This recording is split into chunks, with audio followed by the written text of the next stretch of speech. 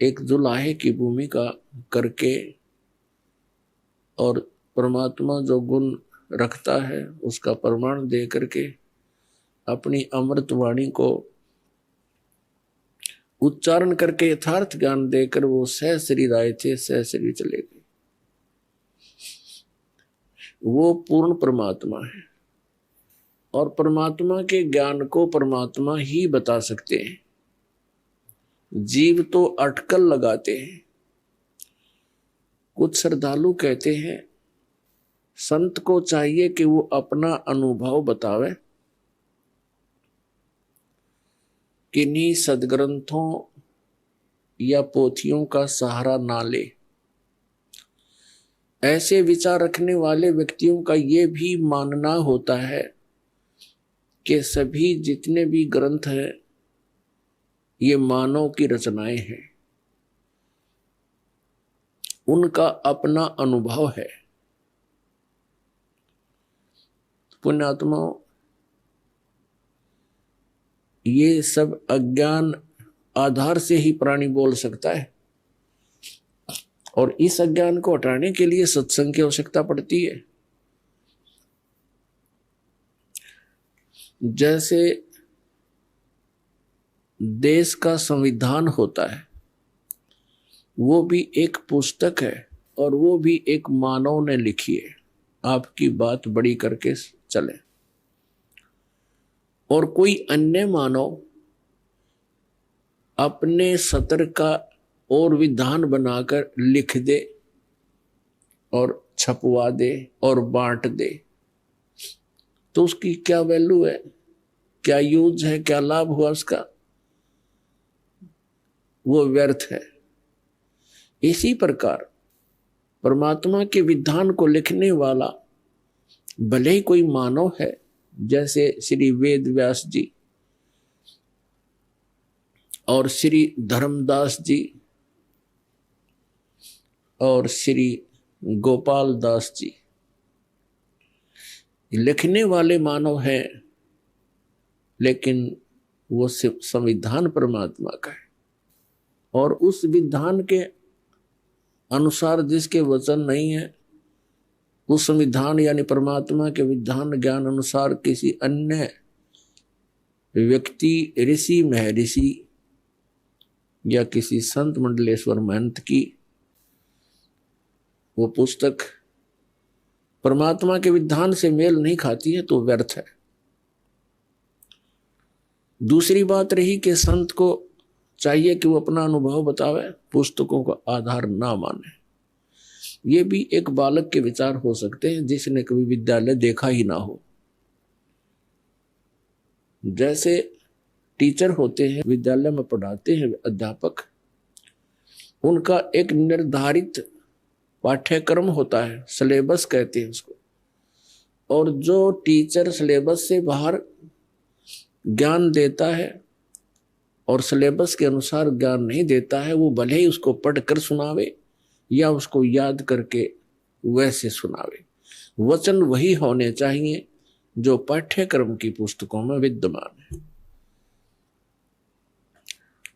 तो वो टीचर ठीक है, हितैषी है, और जो उन पाठ्यक्रम की पुस्तकों से हटकर अपनी कोई अन्य बकवाद सुनाता है तो वो टीचर ठीक नहीं। अब जैसे परमात्मा की जानकारी परमात्मा ने आकर बता दी और उन्होंने ये भी ज्ञान दे दिया कि तुम ऐसे ऐसे करो जिस कारण से तुम वहां उस स्थान को प्राप्त कर लोगे जहां जाने के बाद फिर लौटकर संसार में कभी नहीं आना पड़ता। उसको पूर्ण मोक्ष कहते हैं।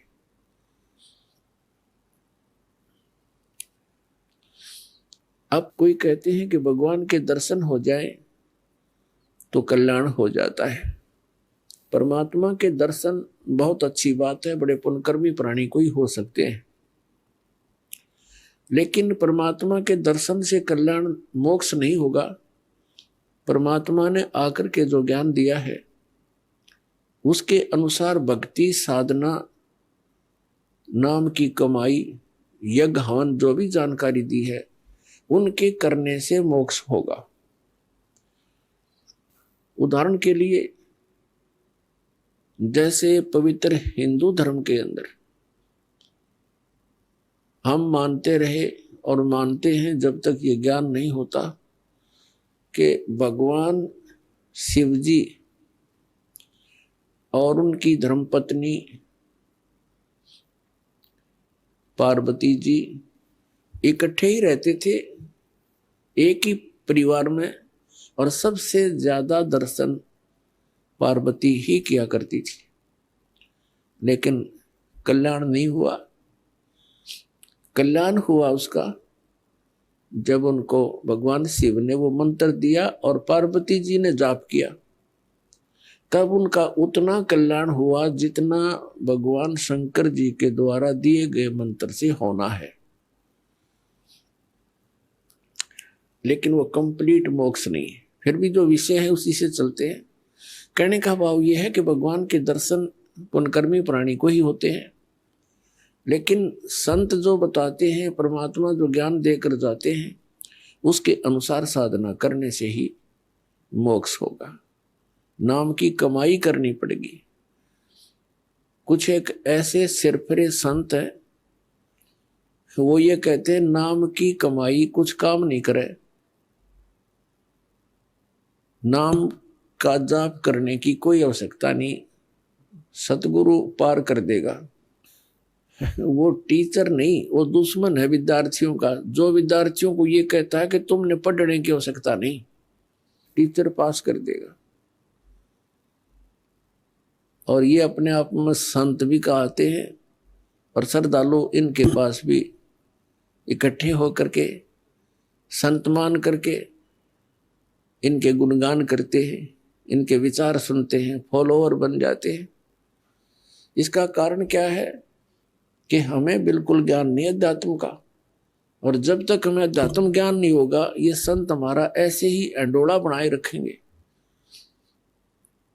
किसी ने चार अटपट बातें अलग से कर दी, हमने ऐसा लगेगा कि ये पूर्ण संत है। तो दास का उद्देश्य है कि आप जी को अध्यात्म ज्ञान से इतना परिचित करवा दूं कि आप किसी से भ्रमित ना हो सके। नाम दे देना ये तो आसान सी बात है, उसका आपने सिमरण करना है, बहुत अच्छी बात है। लेकिन बने बनाए काम ने बिगाड़ दिए। कोई सिर फिराक है कि वो संत पूर्ण है, वो ऐसा बताता है, वो ऐसा करता है, तो आप जी उनको इस ज्ञान के आधार से अपने सतर से ही रिजेक्ट कर दो कि नहीं, आप भ्रमित हैं, आप जी को ज्ञान नहीं। तो पुण्यात्माओं, अपना अनुभव बताना अच्छी बात है, लेकिन वो अनुभव उन सदग्रंथों से मेल खाता हो। जैसे एक थ्योरी होती है, जैसे बच्चे प्रैक्टिकल करते हैं लैब में, तो प्रैक्टिकल करने से पहले उनको एक लिखित विधान, उसकी प्रक्रिया दी जाती है। फिर बच्चे उनको पढ़ते हैं कि कौन सी कैसे कैसे करना है, उसको पढ़कर फिर वो प्रैक्टिकल करते हैं। तो ये ज्ञान जो है ये एक थ्योरी है, यानी ये लिखित जानकारी है जो प्रैक्टिकल हम करने जा रहे हैं। जिनकी थ्योरी ही गलत है तो प्रैक्टिकल भी ऑटोमेटिकली गलत होगा। तो हमारे जो सदग्रंथ है ये हमारी थ्योरी है, और परमात्मा के जो साधन उसमें वर्णित है वो करना हमारा प्रैक्टिकल है। फिर उनके करने से जो उपलब्धि होगी वो भी सदग्रंथों में लिखा हुआ है। फिर वो बताने की आवश्यकता कैसे पड़ेगी, अपना अनुभव बताओ। तो इस प्रकार ये भ्रमित व्यक्ति कदम कदम पर बैठे हैं, भ्रमित करने वाले। श्रद्धालुओं की कमी नहीं, श्रद्धालु को तो परमात्मा की एक विशेष कसक होती है और वे परमात्मा के लिए भटक रहे हैं। आत्मा जब से मालिक से बिछुड़ी है, इसको उसी समय से उसकी आवश्यकता महसूस हो गई थी